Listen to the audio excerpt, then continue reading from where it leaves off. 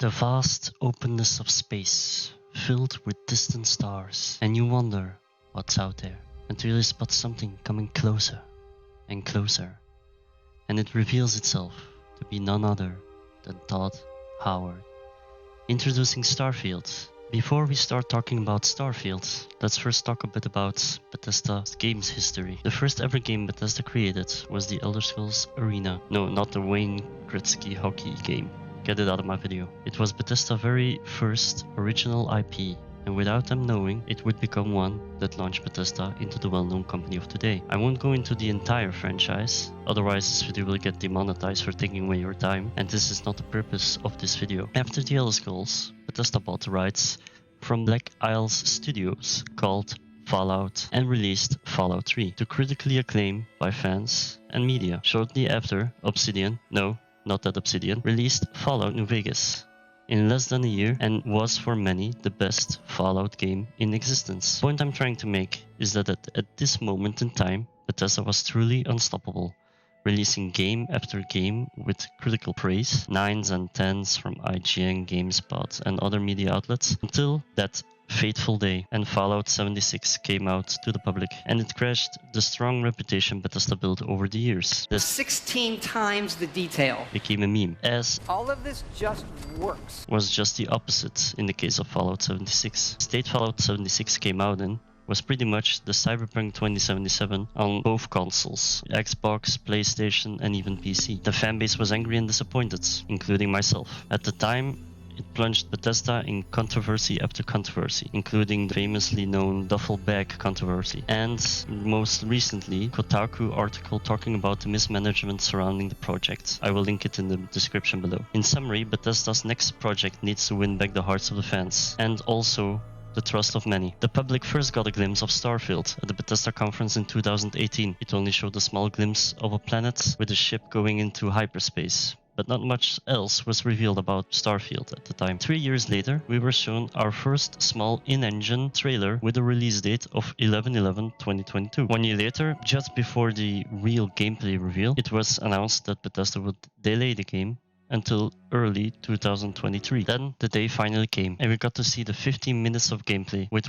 the one and only visionary Mr. Todd Howard, starting the usual tagline in any Bethesda RPG presentation, that you can be whoever you want and go wherever you want, which is a broad term that's technically always true in a Todd RPG. Seeing a barren planet for the first time filled with space herbs, and just in the distance you spot an outpost with a curious looking ship. Seeing the minimal hut reassured me that we're not going to be distracted by every single marker you see in recent open world games. No, it showed just the important stuff. But staying true to the Bethesda exploration aspect, you can clearly see that yes, it is a vast open space. You will be able to scan your environment. It also looks like the scanning system from No Man's Sky, and yes, I know it's been compared a lot in recent videos about Starfield, but it's truly not a bad comparison. But it's also not No Man's Sky who introduced the scanning system. Seeing in the distance, you can clearly see that this ship is part of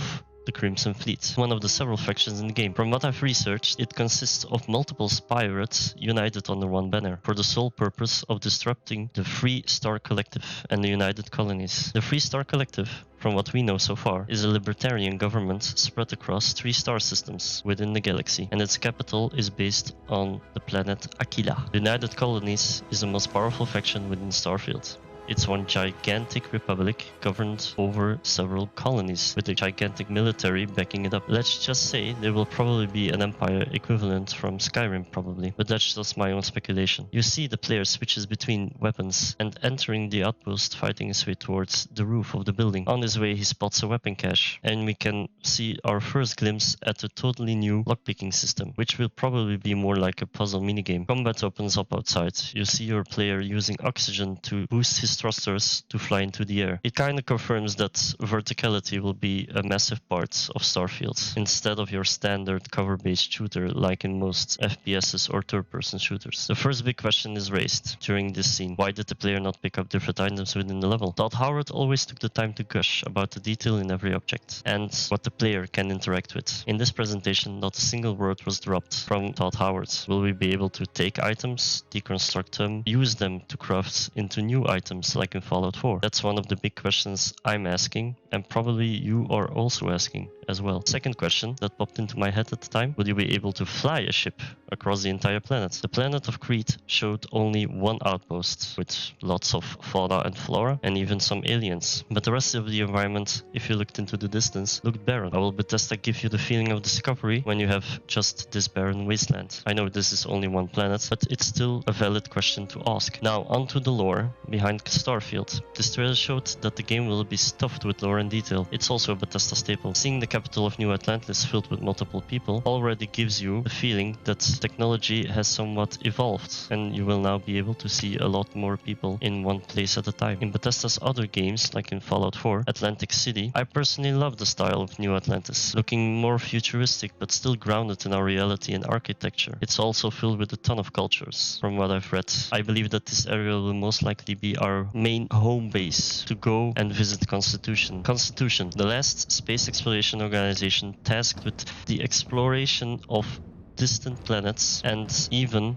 to discover new artifacts. Our main goal in the story is to reveal the last remaining artifacts that would answer the biggest question: what could happen if we find them all? What will happen if we find them all? Variety in locations will be plentiful, as shown in the trailer. It's also to be believed, if this footage is true, that we will have lots of variation, including Deus Ex-looking cities, mining facilities, desert planets, and other worlds like outposts, which will be filled with many different cultures, many different possibilities, and many different gameplay features. It also hinted at possible religious cults. It wouldn't be a Bethesda RPG if you didn't have a preacher stalking us every move during exploration. Also, I love the fact that they are already setting up big storylines within multiple factions. War against the Crimson Raiders, join the Space Police, or be a pirate and join the Crimson Fleet. This already hints at the standard Bethesda formula that you see in most RPGs. Join faction, explore the story within the faction. But adding to that replay value, I'm happy to report that Starfield is also returning to more traditional RPG mechanics, and it was already shown a bit in the character creator. While Todd said that customization of character has been expanded, I'm so far not really convinced in that case, because it looks like the molding aspect of Fallout 4 will not be present in this game and will be possibly replaced by sliders, but we will have to see when the game comes out. The background mechanic that was shown later on looks quite interesting. Gives you the option to pick a background, which gives you 3 starting skills, but the biggest question I have with that is, will that truly have an impact on the game, or will it just give you a starting point to build a new character? The trailer clearly shows that the NPCs are acknowledging your background, so I'm curious how far they will take this new feature, because if you look at past Fallout games, like in New Vegas, you had the doctor examination, which gave you the option to choose a preset that the game gave you when you answered the questions of the doctor, or you could completely do your own thing. So it really didn't have an impact in the end when you woke up. It was merely some sort of introduction. But what really got me excited during the character creation segment was the different traits, and you can really spot some details within traits they showed. At first it looked like mere stat buffs and debuffs, but if you look closely you could really get to know many new aspects that Starfield will have, but wasn't clearly shown in this gameplay footage. For example, the trait, kid stuff. It read, your parents are alive and well and you can visit them at their home, but 10% of all your money you earn is deducted automatically, and the downside is you will have to support them by giving 10% of your money. But it would add a lot of new mechanics, maybe story mechanics that could add to your experience. There is also many different traits counting towards religious groups. You can pick disadvantages, advantages within every religious group, which could also potentially mean that you would have a stronger pull towards one religion in the game and maybe have enemies in others. Possibly, it's only my speculation. It also confirmed that player housing is part of this game, because you could pick a trait called Starter Home, and it gives you a house where you can live in at the cost that you need to pay a lot of money. Crafting is also back in full force, and that's greatly appreciated. Weapons, food, outposts, equipment, and drugs have all been confirmed to have some sort of crafting. It also means that pretty much the Fallout 4 crafting system is completely back from Fallout 4. Big question is, will they add new things? Will it be expanded? We don't know yet. Two things that caught my eye and I'm really excited about is the outpost building and the spaceship designer. Outpost building is this time far more streamlined and better developed. It's like a home away from home, Todd Howard said. It will be your kind of home, a home that you will be able to really customize this time. I always have had irritating moments with Fallout 4 when I couldn't zoom out of my body and rotate from a bird's perspective and really place my structures the way I wanted to. It always felt a bit clunky, but this feature also raises a ton of questions. Can you build different types of outposts, like a harvesting outpost or a medical center for scientific purposes? The DLCs of Fallout 4 added a bunch of new variations of buildings and options for you to take part in, like automation, beast collecting, or even have your own underground vault, like in Fallout Shelter. The last thing they showed of the crafting aspects in the trailer was spaceship building, which will probably be the most coolest and unique thing that Starfield brings to the table. Seeing that you could build your very own Battlestar Galactica warship, or try your best to create your very own spaceship using parts you scavenged in the universe of Starfield looks very exciting. Being able to walk around the interior of your ship, hire crew members, truly feels like there is some space simulation behind all of this. But I don't want to get my hopes up and I want to stay realistic. I hope you do too. The biggest question I have with that feature is, yes, you will be able to fly them. That's been confirmed. You could fly them in space, shoot pirates, even dock at stations. But my personal question, and I think some sim users have those as well, will we be able to use our own joysticks to fly those spaceships? If you look closely to the UI, you could spot that there will be some deeper mechanics. So yeah, those was the crafting parts, and I believe they will go further into detail within every aspect that I just told you about. And then the biggest reveal that Starfield made a lot of people excited, and a lot of people were a bit, let's just say, concerned because of recent other sim games that also promised the same thing but didn't quite deliver. So yeah, the video concluded with you can explore over 1,000 planets. That also created massive red flags for some and endless praise for others. My opinion is, if you look at Bethesda's history, procedural generation isn't a new thing for them. Seriously have some pretty big backgrounds surrounding this technology. Fallout 3, even Fallout 76. I don't want to put this game as one of the examples, but it did have it. And Skyrim all had massive areas generated with AI-driven placements and assets. This and quest generation was just one of the staples that they used to populate their games. I completely understand the skepticism that many players have about this announcement. We were all burned, including myself, at the flat-out lies that No Man's Sky was, and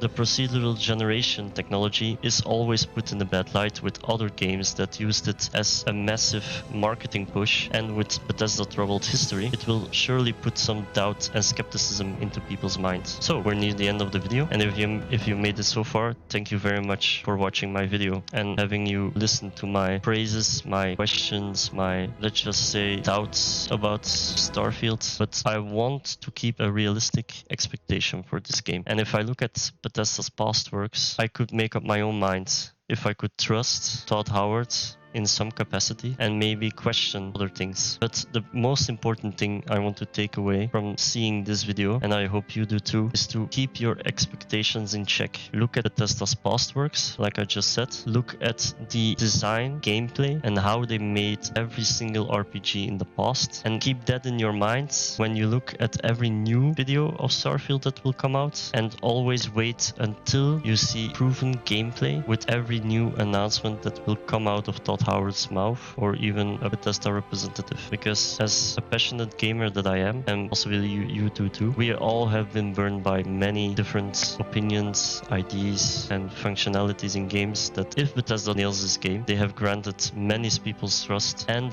they will probably also mend some bridges they've destroyed along the years. They will not only bring in new fans, but will also create the first real sim game in space that will kind of give us what Starfield is trying to give to all sim players. For even your casual gamers, it will probably be true if this game truly succeeded and is really that good, like possibly the same quote they used, Skyrim in space. If it truly is a Skyrim in space, then it could set itself apart from all other space games, and hopefully in the future other space games will look at Starfield and think, ah wait, we could do this but possibly even better, and it will spawn many new space exploration games with possibly better mechanics or even the same mechanics in a different light. So I wanted to end this video on a positive note. Thank you again for watching my first ever fully produced video. I know I stumble on my words sometimes, possibly some sentences don't feel quite right when I speak them out, but English isn't my native language, so I do apologize. I will try to be better in the future. I'm truly just starting to learn the world of YouTube, editing, scripting, and even adding some special amateurish effects to my videos. So thank you very much. Do like and subscribe and share it with your family. I really do appreciate it. So have a nice day, guys. Bye.